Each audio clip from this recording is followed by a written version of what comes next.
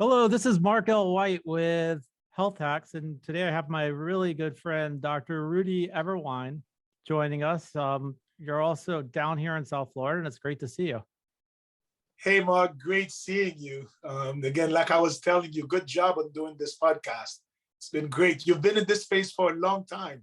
You've been a pioneer in this, so good job doing this. Well, you've also been a pioneer going way back. How did you end up getting into age management, doctor?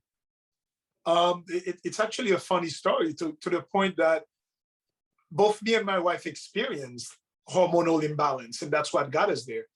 When my wife first started experiencing premenopausal symptoms, we didn't know, no doctors could help her. And I'm a physician. I went to my friends, my gynecology friends. Nobody wanted to believe her symptoms until I went to my first A4M meeting in Orlando. And I realized there was another world out there that traditional, conventional medicine really cannot help. And she started on bioidentical hormone replacement. So I got an interest in this. I studied it. I got a board certification in it.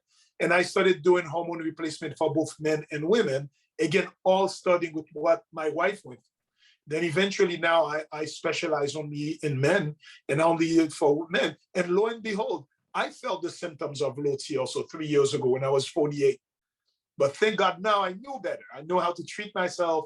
I have a good friend of mine who's following me as his patient. And I am the doctor for many patients. And I just love doing this. So what did you do before you were doing age management? What kind of practice did you have?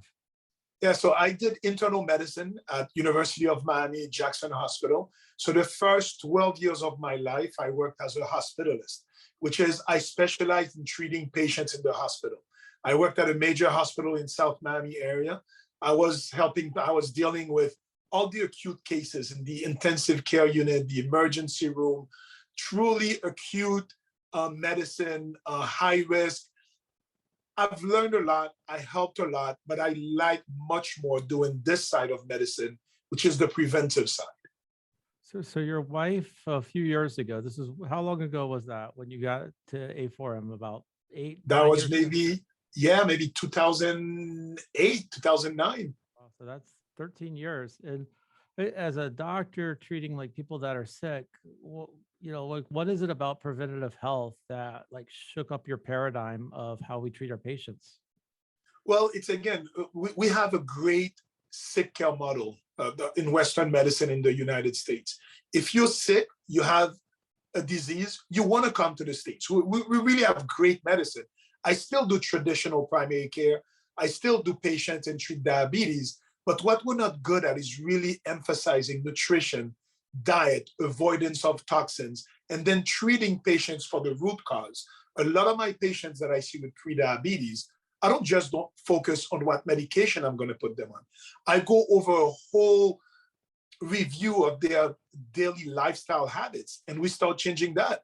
And a lot of our patients with prediabetes, there's a big correlation with low testosterone and prediabetes. So in my patients with prediabetes that have low T, I replace their testosterone and I don't need to use any of the diabetes medications.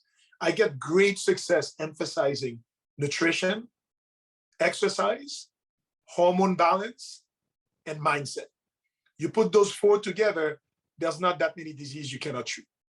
Now, you're originally from Haiti. In Haiti, do they make a bigger effort, the medical professions in Haiti, the practitioners, do they look more at treating the root causes? Was that something that you saw a lot growing up?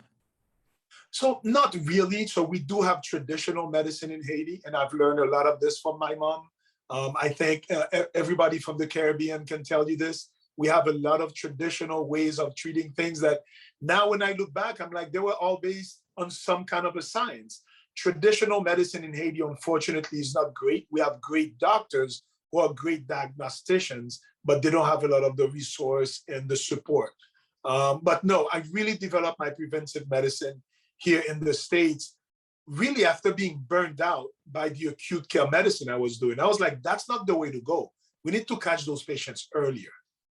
Why do you think, like in the US, we don't focus more on preventative care? Is it just the system is not incentivized for that, or the doctors have a different mindset? Like, what do you see? I think it's a combination of many things, but I agree the system is not set up for this. There is the fee-for-service system in the US where you only get paid if you do something to the patient. You don't get paid for the outcome. So there's really no incentive. Although I know physicians, we don't do things just because there's no incentive for it, but there's no questions that your mindset is more geared towards outcomes or towards procedures if that's what you're being paid for. But there's so many physicians who want to do better, but you need to go and educate yourself more, think outside the box. I think one thing that I've developed a lot during this time, develop a lot of empathy. We don't listen to our patients a lot anymore. Listen to them. It's a brand new world. I think what I wanted to talk to you about a lot was all the chemicals and the chemical soup that's completely attacking us and changing our health. We cannot use the same diagnostic tools we had from 30, 40 years ago and employ those same tools today. What a 25, 30-year-old patient is exposed to now, completely different than 30, 40 years ago. So changing mindset in education, continuing education to me are very important. What chemicals, like you mentioned the chemicals that we're seeing now, the traditional healthcare doesn't even talk to patients about that, but what chemicals are out there? And what are you seeing that's probably the biggest health threat right now?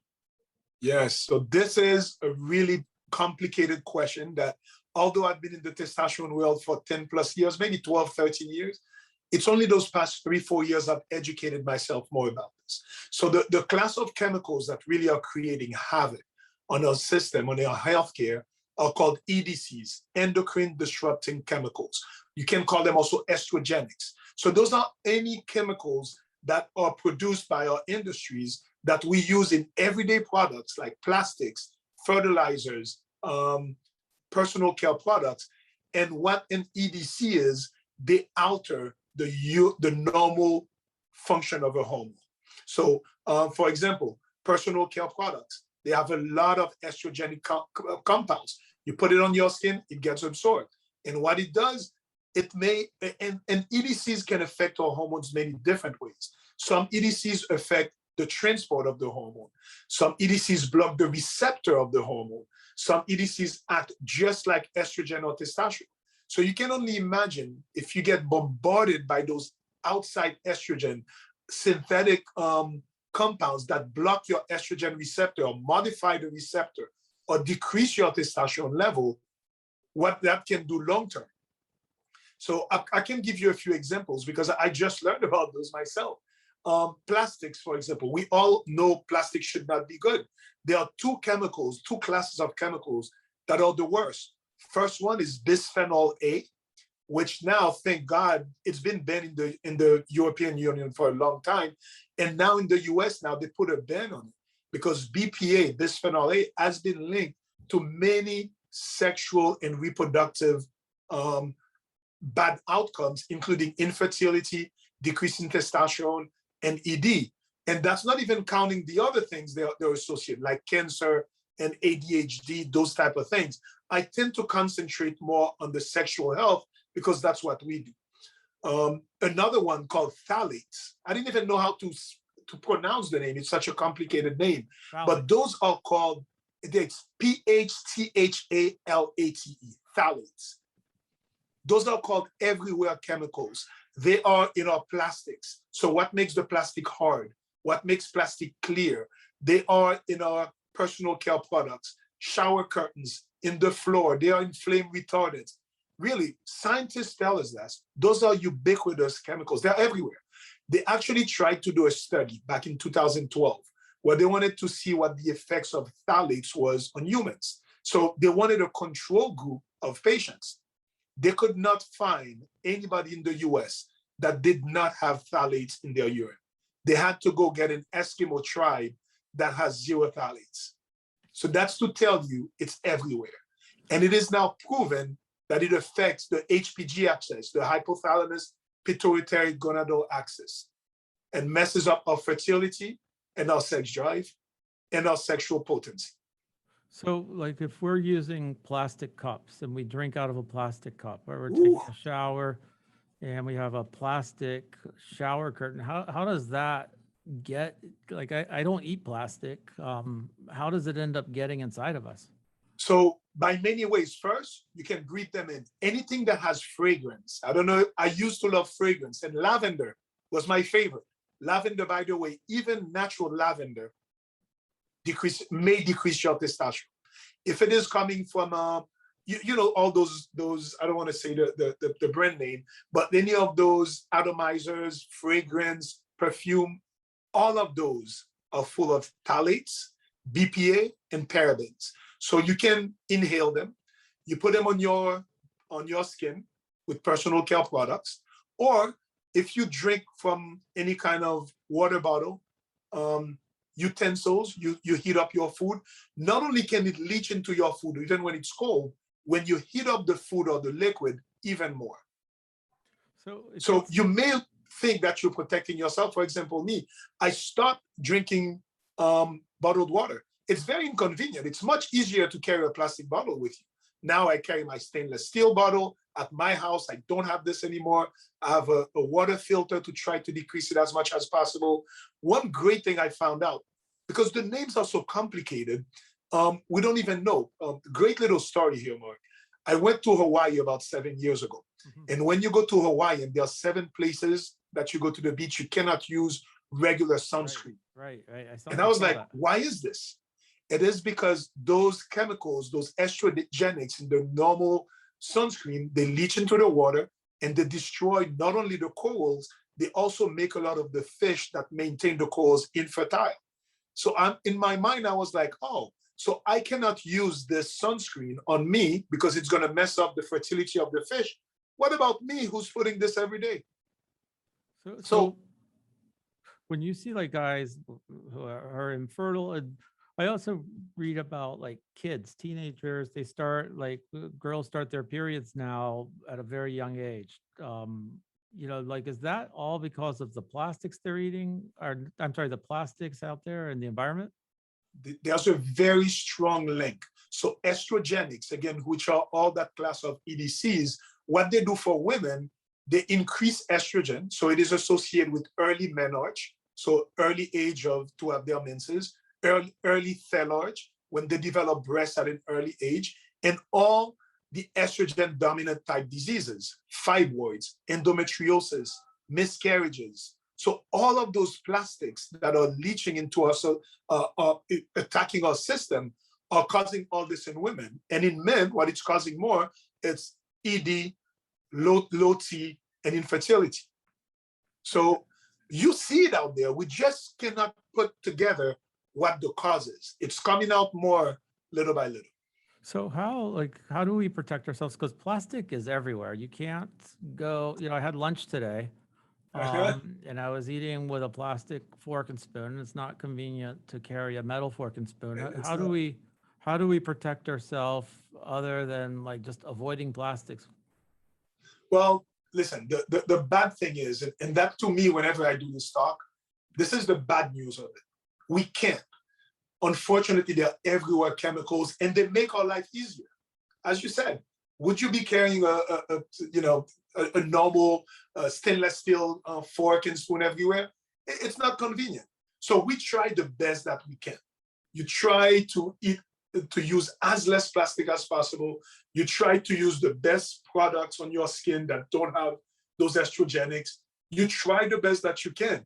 And I think one reason for me where I'm trying to first write a book, appear on podcasts, I want to have a vocal voice, because the more you educate the consumer, the more they will demand better products from big companies. The big companies can make better products. There's a lot of those changes in Europe.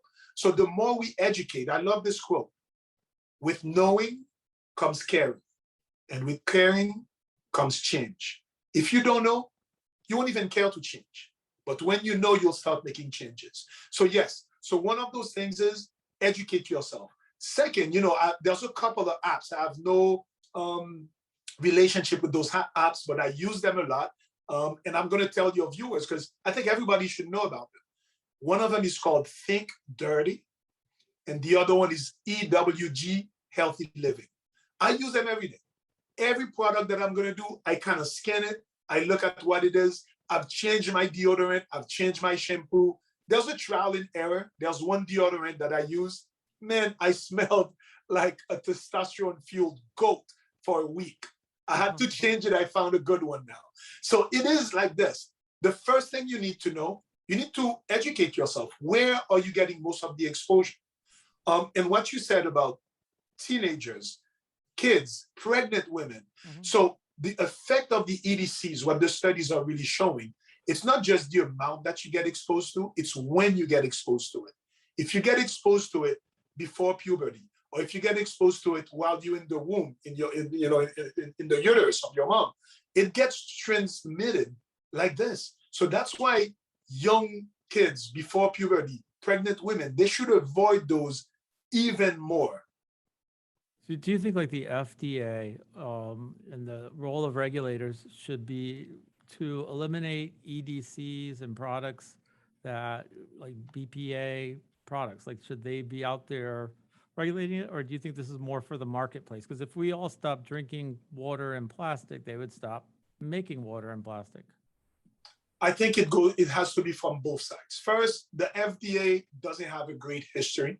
The FDA is very loose about the restrictions. And if we're looking at the European Union, they do much better job at us at protecting the consumer. But it should definitely, there should be something there. But the real way we can make change is with our wallet. An educated consumer can make a lot of changes, exactly as you said. If you stop buying those bad products, the companies will eventually have to do better. And it's not that there's no alternatives. There are alternatives.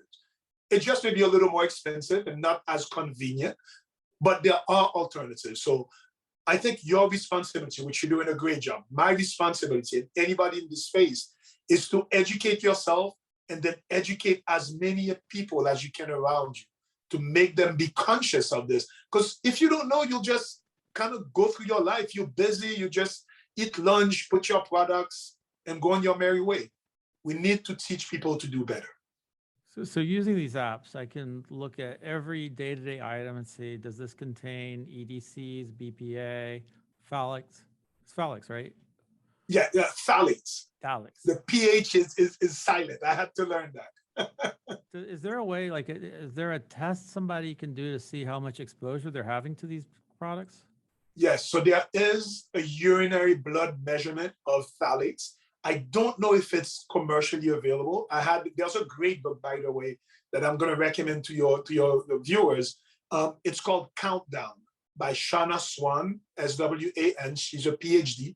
She's had more than 30 years of research in environmental toxin and reproduction. It's much easier for them to link EDCs with fertility because it's only one outcome. So I'm in talks with her to even see if we can link EDCs with erectile dysfunction and low T.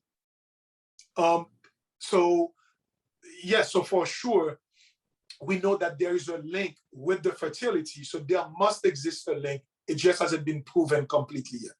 Let me ask you this. If somebody listening to this is having problems with ED or estrogen-related problems or anything like that, and they make a concerted effort to eliminate plastics, how often do they see change?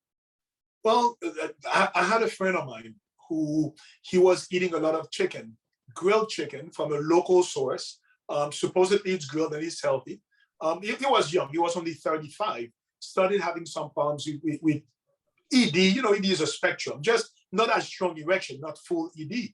He completely stopped using plastic. He stopped eating that chicken. He was having almost twice a day. That is full of estrogen, full of chemicals.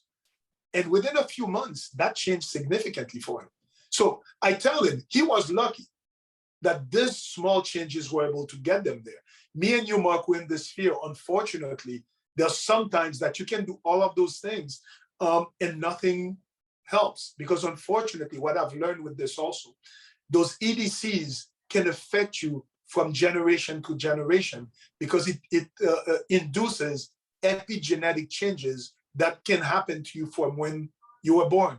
So there is one measure called the anogenital distance. It's the distance between the anus and the genitals.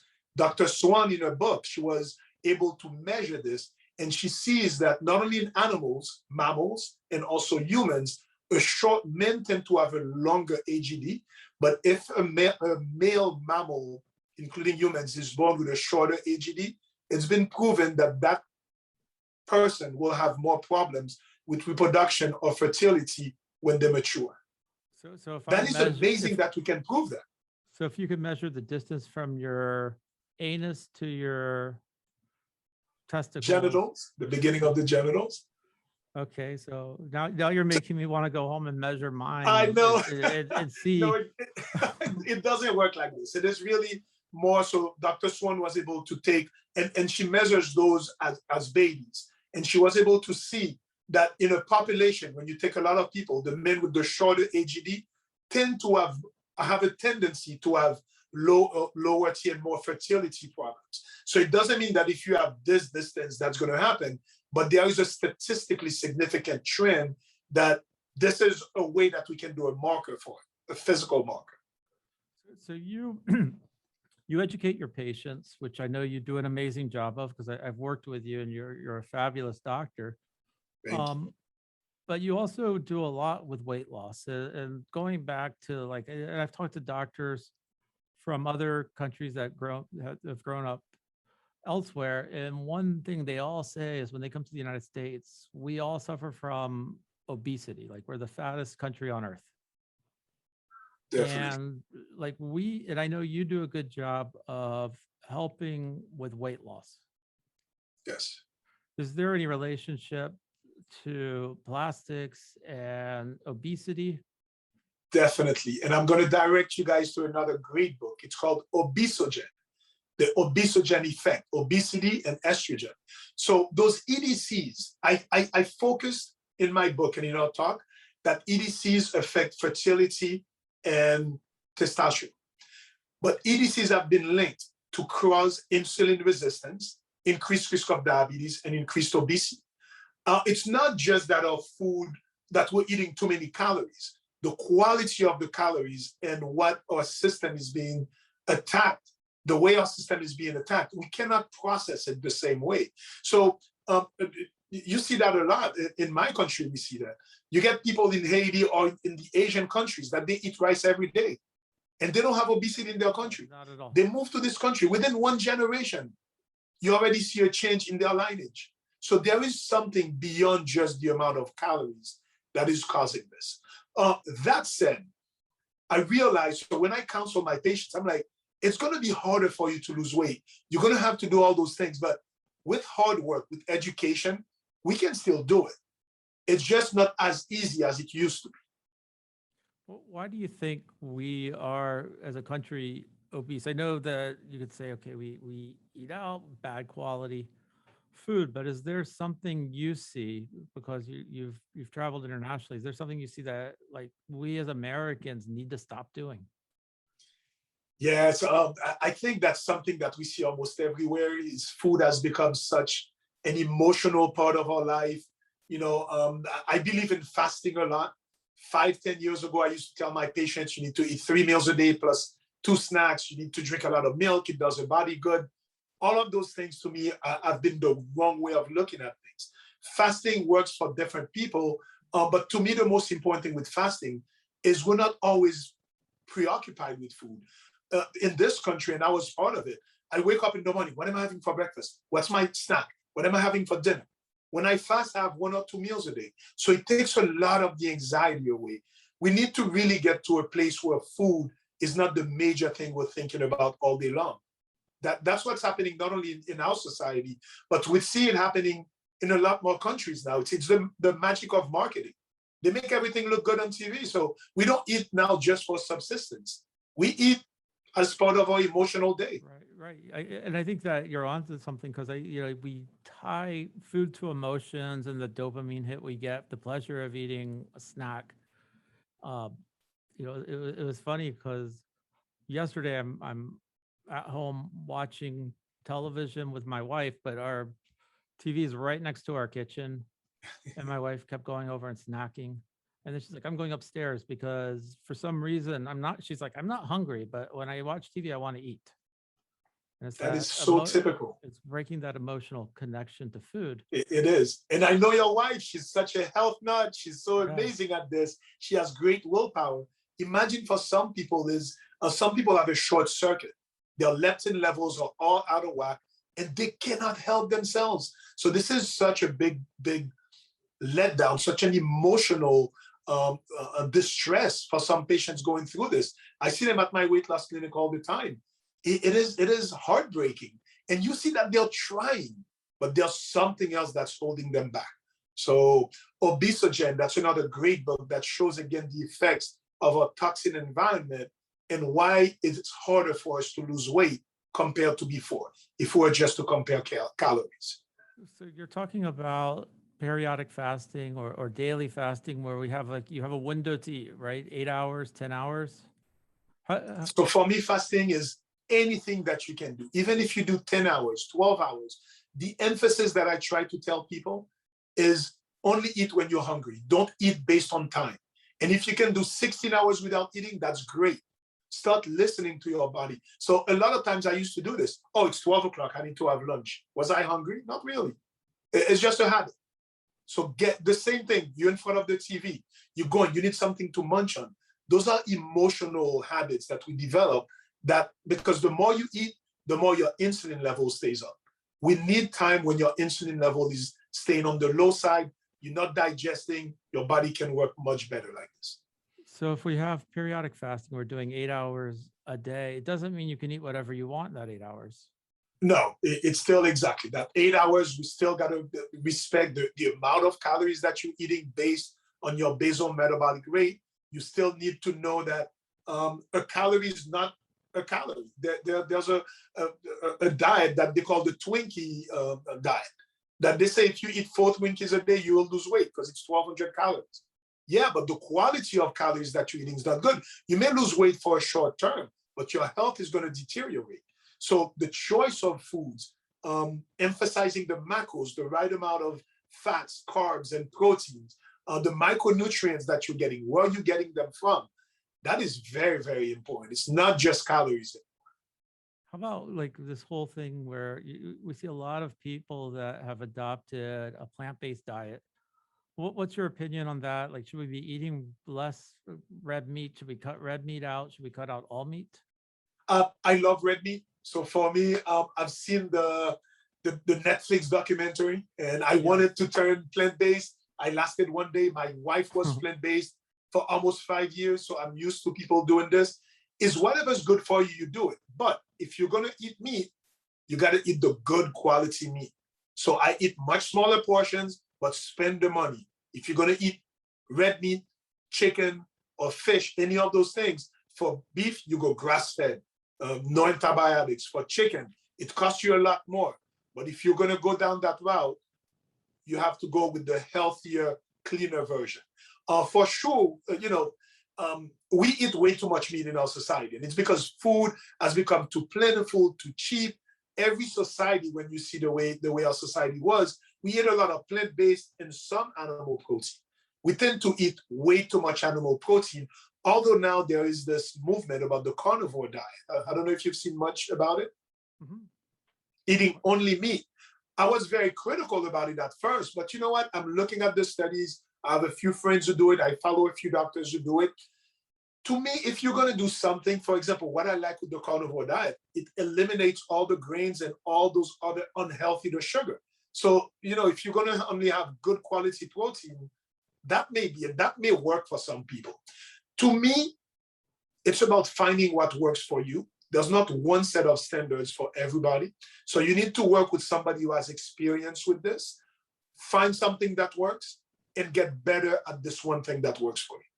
I talk to a lot of doctors and a lot of people who say, oh, the keto diet is the best. And other people are like, no, you have to be plant-based diet. But one thing we all agree on, and I think you would agree with this, is the sugar is what really is the disaster to our bodies. We eat way too much sugar here. Way too much sugar. And when we say sugar, it's carbs, it's simple sugars, it's anything that raises your insulin.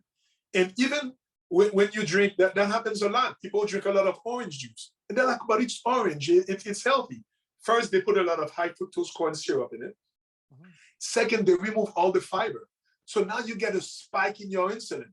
So all the sugars and all of those, what it does that's bad for us is that spike in insulin. That's why we have such a problem with insulin resistance, diabetes, and then all the health effects that comes with it, heart disease, cancers, strokes, etc. So sugars, I agree with you, that's our number one problem. How do we get rid of it? Whether you do plant-based, there's a lot of patients who come to me and do plant-based who are the most unhealthy because what they are plant-based is donuts and pizza. That's plant-based. I've never seen a donut plant or a pizza plant. When people come to see you at your weight loss clinic, what is the primary treatment you're putting them on? I have a little bit of everything. So the first thing, I sit down with them and I see what's their problem. Is it that their appetite is difficult to control? Is it a more emotional, anxiety type response to food? Is it that they don't have a plan, they need structure? So it's whatever it is, it's a very one-on-one and customized program. It depends on what you want. I use a lot of FDA-approved appetite suppressants because a lot of my patients, when they come to me, they tell me, they're like, Doc, I know what to do. It's just I'm out of time now. I'm in that vicious cycle. And usually sugar causes that. The more you eat it, the more you want it. And you can't break it. So sometimes you may need something drastic like this to break it, kind of take you out of that addiction and that loophole where you're always looking for sugar. And it may take 2 to 4 weeks for you to break those habits. Once you break that, it's easier to follow the healthy rules. Most people know what they should and should not be eating. It's having the consistency, the willpower and seeing results. A lot of patients, that's what happens. They try diet for 2 to 3 weeks, quote unquote diet. They don't see any results. They're like, forget it. Let me go back to my ice cream. So what I like to do with my patient, I identify what their unique problems are. I give them a plan. And I'm like, at first, we're going to be a little more strict, a little more drastic. I want to give you results because when you get results, you get motivated and you tend to have more positive behavior. When you don't see results, you'll go back to your negative behavior. Have you heard about using naltrexone, like for weight loss? Yes, it's coming out more. So naltrexone has a pretty good track of helping addiction in general. So it helps with all types of addiction. And we think about obesity, a lot of our patients who have problems with obesity, it's almost a food addiction. So naltrexone does help with some addiction. There's more research coming in with it now, but there is some good studies with it. And I've used it on a few patients and it's worked. It helps. Yeah, I've just been reading about it. It seems like that could be, you take naltrexone like once or twice a week and it suppresses your appetite. I've seen it work better for patients with alcohol cravings, more than food cravings. It does help some, but I haven't seen amazing results. So if there's one class of medication that we've seen amazing results with now, it is the GLP-1 agonists, which are diabetes medications. Like, am I allowed to say brand names? Like metformin type? Or... No, like the Ozempic, Trulicity. So those are injections you take once a week, and we're not even sure what it does. So they were first used only for diabetes, but one of them shows so much promise and such great results. You don't need to have diabetes to be prescribed this. So it is for weight loss. And what it induces satiety. So those patients are not hungry because really we're not sure what it does, how it does it, but most patients who take it, they're just not that hungry. So they're able to cut down on their calorie intake. So what I got out of this, first of all, this is, I could talk to you for hours because you're so, you're so interesting. But what I took out of this is stay away from ice cream and plastic cups. If somebody wants to come see you, how do they get in touch with you? So we have the website, Medical Health Institute, www.Medical Health Institute. That's where I do my hormone replacement. My weight loss clinic is called A New You, a new person, a new you. So we have a website. And on Instagram, my handle is Low T Doc. So we're just starting that Instagram page. Really, Mark, I think we've known each other a long time. I think you know my passion about this. I Yeah. found my niche and my passion where I really want to educate consumers, even physicians. A lot of my colleagues, I have about 30 physicians in my practice who are my patients. And it's amazing to see how much they don't know about nutrition, how much they don't know about the hormone world. We've become a very specialized country, and in medicine, we see that. So you know one thing, you don't know all the other factors of health. So my mission is to really have a loud, compassionate voice to teach, educate, and help change.